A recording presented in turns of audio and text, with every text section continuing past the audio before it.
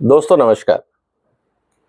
आजकल भारत और कनाडा विवाद के बीच में एक बहुत इंपॉर्टेंट डेवलपमेंट हो रहा है, वो है इंटेलिजेंस शेयरिंग को लेकर। दोस्तों इस बात की चर्चा करने से पहले हम थोड़ा सा रिफ्लेक्ट बैक करते हैं 1941 में 1941 की घटना को। 1941 की घटना में जब सेकेंड वर्ल्ड वॉर चल रहा था रशिया, जापान, जर्मनी के खिलाफ, तब एक ये बात बनाई गई थी कि अगर दुनिया पे वर्चस्व करना है और दुनिया को डिफीट करना है तो सारी इंग्लिश स्पीकिंग पॉपुलेशन को साथ आना होगा। अब ये रेसिस्ट जरूर लगता है, लेकिन इस बात को आप ध्यान से समझिएगा। क्यों हमेशा खालिस्तानी लोग हमेशा आपको इंग्लिश स्पीकिंग डेमोक्रेसी में ही ज्यादा पनपते और फूलते दिखते हैं? इस पे हम डिटेल में चर्चा करेंगे, इसके पीछे बहुत इंटरेस्टिंग फैक्ट्स हैं। लेकिन आज हम चर्चा ये करेंगे कि जो सेकेंड वर्ल्ड वॉर में ये कहा गया था कि इंग्लिश स्पीकिंग डेमोक्रेसीज को साथ आना होगा अगर हमें दुनिया पे आधिपत्य करना है या दुनिया के इकोसिस्टम को इन्फ्लुएंस करना है, तो आज हम उसका परिणाम देख रहे हैं। ये स्टेटमेंट थे विंस्टन चर्चिल के, रूजवेल्ट के साथ, अमेरिकन प्रेसिडेंट के साथ, और एक गुप्त जो बात हुई थी उनके बीच में, उसके बाद एक अटलांटिक चार्टर बना था। और इस बात को अगर हम समझेंगे तो समझ में आएगा कि आज का जो घटनाक्रम है और जिस इंटेलिजेंस शेयरिंग की हम बात कर रहे हैं, ये नई घटना नहीं है, ये 1941 की घटना है। और इसकी शुरुआत हुई थी अटलांटिक चार्टर के साथ, जब सेकेंड वर्ल्ड वॉर इस दुनिया में चल रहा था। और यूके, अमेरिका और जितने भी एलाइज थे वो सब मिलके एक रणनीति पे काम कर रहे थे और उसका आउटकम आया था अटलांटिक चार्टर। उसमें एक सबसे इंपॉर्टेंट बात ये की गई थी कि अगर हमें एक दूसरे का समर्थन करना है और एक दूसरे को सपोर्ट करना है तो इंटेलिजेंस शेयरिंग भी बहुत जरूरी हो। इसीलिए 5i नाम से एक संस्था बनाई गई या एक संगठन बनाया गया। अब 5 आईज में कौन है? पांचों की पांचों इंग्लिश स्पीकिंग डेमोक्रेसीज हैं। उदाहरण के लिए यूएस, यूके, कनाडा, ऑस्ट्रेलिया और न्यूजीलैंड। इसमें कोई भी नॉन स्पीकिंग एजेंसी अभी तक नहीं शामिल की गई है। हाँ, उनके साथ कोऑर्डिनेशन होता है, सारी बातें होती, लेकिन ये समझना होगा कि इस बात को कि जो भी आज कनाडा और भारत के बीच में हो रहा है, तो ये इंटेलिजेंस जो है ये इन्हीं 5 में से किसी देश ने दी होगी या उन्होंने इस आधार पे भारत को एक्यूज करने की कोशिश की होगी कि इसके पीछे भारत का हाथ है। सच क्या है ये तो इन्वेस्टिगेशंस और आने वाले दिनों में बहुत कुछ सामने आएगा, लेकिन इस बात को समझना जरूरी है कि अगर हम ये समझ रहे हैं कि भारत या अमेरिका या कनाडा या यूके हमारा दोस्त है, तो शायद हम इस गलतफहमी में हैं। दुनिया में एक ग्रुप बना था, जैसा मैंने पहले कहा, और उसका सिर्फ पर्पस ये था कि जो इंग्लिश स्पीकिंग कंट्रीज हैं उनका एक चार्टर बने और वो दुनिया की पॉलिसीज को डिफाइन करें, चाहे वो ट्रेड पॉलिसीज हो, चाहे वो यूएन की फंक्शनिंग हो, चाहे वो इंटेलिजेंस हो, डिफेंस हो या कोई और मुद्दा हो। और इसमें 5 देशों ने मिलकर 5 तरीकों पे काम करना शुरू किया था। 5 तरीके जो इंटेलिजेंस के होते हैं। सबसे पहले हम हमेशा बोलते हैं कि इंटेलिजेंस का जब बात आती है तो हम बात करते हैं डिफेंस को लेकर, कि डिफेंस रिलेटेड इंटेलिजेंस जरूरी है क्योंकि वो एक दूसरे की सुरक्षा और सीमा सुरक्षा को लेके हम उसकी बात करते हैं। दूसरा जो सबसे इंपॉर्टेंट रहता है signal intelligence. Signal intelligence means जैसे आज आप मोबाइल पे बात करते हैं, इंटरनेट पे बात करते हैं, जो भी हमारे इलेक्ट्रॉनिक या डिजिटल सिग्नल ट्रांसमिट होते हैं उनको कैप्चर करके, उनको एनालाइज करके और अपने इन 5 मित्र देशों में शेयर करना और एक कोऑर्डिनेटेड वे में शेयर करना। तीसरा इंपॉर्टेंट मुद्दा जो आता है वो है सिक्योरिटी का लेकर। आतंकवादी घटनाओं या इस तरह का कोई ग्रुप काम अगर कर रहा है जिससे सिक्योरिटी थ्रेट हो सकते हैं, उस तरह की इंटेलिजेंस को भी एक साथ रखना और उस पे बातों को शेयर करना, सिर्फ इन 5 देशों के बीच में। ये एक इम्पॉर्टेंट बात है। हाँ, अगर बाहर किसी को देनी होगी तो ये इनकी चॉइस है, लेकिन ये 5 देश आपस में शेयर करेंगे। इसके बाद जो बहुत इम्पॉर्टेंट बात आती है वो आ जाती है ह्यूमन इंटेलिजेंस को लेकर, जिसमें आप अपने जासूस क्रिएट करते हैं, आप एक जासूसों का नेटवर्क क्रिएट करते हैं, ताकि वहाँ जो घटनाएं हो रही हैं, उस समाज में जो घट रहा है उस पर नज़र रखी जाए और ज़रूरत पड़ने पर उस इंफॉर्मेशन को भी इस्तेमाल किया जाए।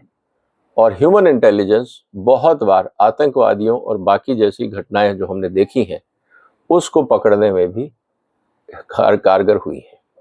और एक आखिरी इंटेलिजेंस है, वो है जियो इंटेलिजेंस। मीन्स आज हमारे पास सैटेलाइट्स, जैसे अक्सर ये कहा जाता है कि अगर कहीं पे शिप मूवमेंट हो रहा हो, कहीं पे कोई न्यूक्लियर वेपन पे काम हो रहा हो, या जिस तरह से रशिया के ऊपर इस समय बात चल रही है कि उनकी पनडुब्बीज का सर्वेलेंस क्या हो रहा है, चाइना की पनडुब्बीज का सर्वेलेंस पे काम चल रहा है, इस तरह की बहुत सारी चीज़ें हैं जो सैटेलाइट के माध्यम से मॉनिटर की जाती है।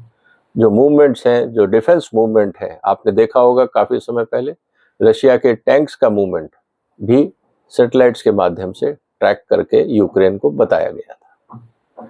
और जहाँ तक बात है इंटेलिजेंस शेयरिंग की, जब कारगिल वॉर भारत पे था और हमारे पास सैटेलाइट्स इतने पावरफुल नहीं थे कि हम खुद उसका सर्वेलेंस कर सकें, और हमने जब अमेरिका से इसकी जानकारी मांगी कि आप हमें कारगिल में जो जीपीएस कोऑर्डिनेट्स हैं जहाँ पे पाकिस्तानी फौजें बैठी हैं आप हमारे को शेयर करिए, अमेरिका ने मना कर दिया था।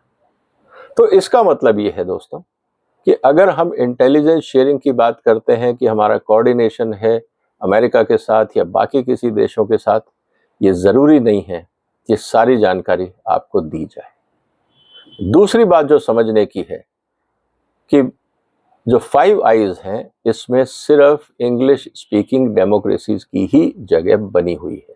हाँ, बाकियों के साथ Japan, Singapore, Germany, Italy, Belgium, इन सब के साथ वो कोऑर्डिनेशन की बात करते हैं, लेकिन पूरा फोकस इंग्लिश स्पीकिंग डेमोक्रेसीज को लेके है।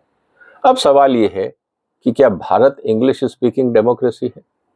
आप दुनिया की सबसे पुरानी डेमोक्रेसी हो सकते हैं, दुनिया की सबसे बड़ी डेमोक्रेसी हो सकते हैं, लेकिन आप इंग्लिश स्पीकिंग डेमोक्रेसी नहीं है। तो आप एक कास्ट सिस्टम के हिसाब से आप उस ऊंची जाति so called English speaking democracy के बाहर है। आपको वहां पे स्थान नहीं मिलेगा। हाँ, आपके साथ दोस्ती हम करेंगे क्योंकि आपका बाजार हमको चाहिए, ट्रेड हमको चाहिए, लेकिन अगर आप ये उम्मीद करें कि आप चंद्रयान लॉन्च करें और दुनिया में आपकी तारीफ होती रहे और हम चुपचाप बैठे रहें, ऐसा नहीं होगा। या आप G20 का इतना विशाल सम्मेलन करें और पूरी दुनिया में उसकी तारीफ होती रहे, ऐसा नहीं होगा। अल्टीमेटली आप अंडर डेवलप्ड या डेवलपिंग वर्ल्ड के हिस्सा हैं। आप हाई टेबल पे इंग्लिश स्पीकिंग डेमोक्रेसीज के साथ बैठ के आगे चलने की कोशिश ना करें।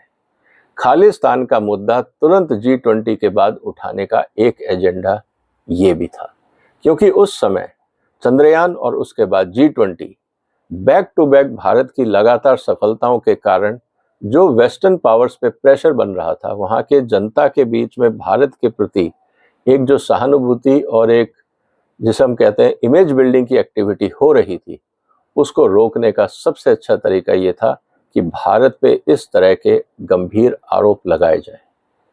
अभी तक एविडेंस नहीं दिया गया है क्योंकि इनकी मंशा है इस मुद्दे को लंबा खींचने की। वहाँ पे अगर इस एविडेंस देंगे और एविडेंस में तथ्य सामने नहीं आए या कहीं पे कोई क्वेश्चन मार्क लगा, तो हो सकता है कि भारत और वेस्टर्न पावर्स के बीच में तकरार आ जाए और जो वेस्टर्न वर्ल्ड भारत को चाइना के खिलाफ इस्तेमाल करना चाहता है, फिर शायद वो संभव ना हो। इसीलिए वेस्टर्न पावर्स ने एक तरफ निज्जर का मुद्दा छेड़कर, खालिस्तान का मुद्दा छेड़कर भारत को ये कहने की कोशिश करी है कि हम आपकी ग्लोरी को पूरी दुनिया पे छाने नहीं देंगे। दूसरी बात, हम जब चाहेंगे आपको ह्यूमिलिएट कर सकते हैं। और तीसरी बात, आप हमारे साथ जैसा हम कहते हैं हमारे हिसाब से अगर आप काम करेंगे तो हम आपको अपनी गुड बुक्स में रख सकते हैं। दोस्तों, ये है अंतर्राष्ट्रीय राजनीति की हकीकत। अब सवाल ये है कि भारत के पास ऑप्शंस क्या हैं। सबसे पहले तो हमें अपने आत्मनिर्भर भारत के मिशन को तेजी से बढ़ाना होगा। जितना हम दुनिया पे निर्भरता कम करेंगे, जैसे चाइना ने किया। चाइना की सबसे बड़ी सीख क्या थी? चाइना ने अपने आप को, शुरुआत उन्होंने अमेरिकन इन्वेस्टमेंट से करी, लेकिन जिस रफ्तार से उन्होंने अपने यहाँ पे टेक्नोलॉजी पे काम किया, R&D पे काम किया, आज दुनिया की अगर बहुत सारी इंडस्ट्रीज देखें तो वो चाइनीज डोमिनेट है। चाहकर भी अमेरिकन कंपनियां चाइना को नहीं छोड़ सकती हैं, क्योंकि उनको पता है कि अगर उन्होंने मैन्युफैक्चरिंग बेस चाइना का छोड़ दिया और वापस अपने देश में जाके मैन्युफैक्चरिंग शुरू करी तो वो चाइना से बहुत महंगी होगी, और वहाँ मैन्युफैक्चरिंग करने के बाद पूरा का पूरा बाजार चाइनीज कंपनीज के हवाले हो जाएगा। उनके जो ब्रांड है, हो सकता है चाइनीज कंपनीज उनको एक्वायर भी कर ले, जैसे पिछले दिनों बहुत सारी चाइनीज कंपनीज ने विदेशी ब्रांड एक्वायर किए हैं। इस बात को वो समझते हैं, इसीलिए वह अमेरिकन प्रेसिडेंट या वेस्टर्न वर्ल्ड चाइना के खिलाफ कितना भी बड़ा स्टेटमेंट देता रहे, लेकिन अमेरिकन कंपनीज को ये वो नहीं कह पा रहे हैं कि आप चाइना छोड़िए और अपने मैन्युफैक्चरिंग बेसिस को कहीं और शिफ्ट करिए। अब सवाल ये है कि कहाँ शिफ्ट करेंगे। समस्या इस बात की हो गई है कि जितनी भी इंग्लिश स्पीकिंग डेमोक्रेसीज हैं वो सब एक्सपेंसिव है, वो ग्लोबली कॉम्पिटिटिव कॉस्टिंग के मामले में नहीं रही है। तो अब सवाल ये है कि हमें अगर दुनिया में इकोनॉमिक सुपर पावर बने रहना है तो जो गरीब देश हैं, नॉन इंग्लिश स्पीकिंग देश हैं, हमें उनके रिसोर्सेज का दोहन करना होगा अपने फायदे के लिए। लेकिन अगर वही कंपनियां अंतर्राष्ट्रीय बाजार में आती हैं तो हम उन पे labour standard, human rights, child labour, environmental pollution, climate change ऐसे आरोप लगा के हम उनको डिस्करेज करते रहेंगे। लेकिन उसी इकोनॉमी में अगर एप्पल का प्रोडक्ट बनेगा या किसी और अमेरिकन या यूरोपियन कंपनी का प्रोडक्ट बनेगा, हम उस पे आरोप नहीं लगाएंगे, हम वहाँ की सरकारों पे आरोप लगाएंगे। ये है अंतर्राष्ट्रीय राजनीति। तो जो 5I की हम बात कर रहे हैं दोस्तों, ये आज की घटना नहीं है। ये मानसिकता सेकेंड वर्ल्ड वॉर टाइम की है कि किस तरह से इंग्लिश स्पीकिंग डेमोक्रेसीज का वर्चस्व हो दुनिया में, और खालिस्तान को भी आप देखेंगे तो हमेशा आपको इंग्लिश स्पीकिंग डेमोक्रेसीज में ही मिलेंगे। वहाँ पे वो ह्यूमन राइट्स और टेररिज्म की परिभाषा भूल जाते हैं, क्योंकि उनको ऐसे लोग चाहिए जो भारत को हमेशा बदनाम करते रहें और भारत के लिए प्रॉब्लम्स क्रिएट करते रहें। कश्मीर में अगर प्रॉब्लम सॉल्व हो गई है और 370 हटा लिया गया है तो आपको एक नया मोर्चा खोलना है, और जो नया मोर्चा अब खोला जाएगा वो होगा खालिस्तान का। इस पे डिटेल में चर्चा हम आगे करेंगे, किस तरह से आने वाले दिनों में विदेश नीति जो भारत की है उसको संभलना होगा। हमें अपने यहाँ पे इकोनॉमिक डेवलपमेंट पे और तेजी से ध्यान देना होगा। हम जिस स्लो रफ्तार से हमारे यहाँ इकोनॉमिक रिफॉर्म्स कर रहे हैं ये उचित नहीं है, हमें अपनी रफ्तार बढ़ानी होगी। ऑपोजिशन को भी इस बात को समझना होगा, लेकिन कहीं ना कहीं आप ये देखेंगे कि इस समय जो इंग्लिश स्पीकिंग डेमोक्रेसीज हैं उनका भरोसा राहुल गांधी पे ज़्यादा है, मोदी पे कम है। आने वाले दिनों में आप इस पे भी देखेंगे कि किस तरह से राहुल गांधी को विदेशी समर्थन मिलेगा और मोदी के खिलाफ अंतर्राष्ट्रीय मंचों पे या NGOs के द्वारा आरोप लगाए जाएंगे। बहुत कुछ होगा अगले चुनाव से पहले, हम नज़र रखेंगे, आप तक जानकारी लेके आएंगे, एनालिसिस लेके आएंगे। आप इस वीडियो को शेयर कर सकते हैं, इस चैनल को सब्सक्राइब भी कर सकते हैं, और हो सके तो आप हमारा समर्थन भी कर सकते हैं। आपने वक्त निकाला, आपका धन्यवाद। फिलहाल वंदे मातरम।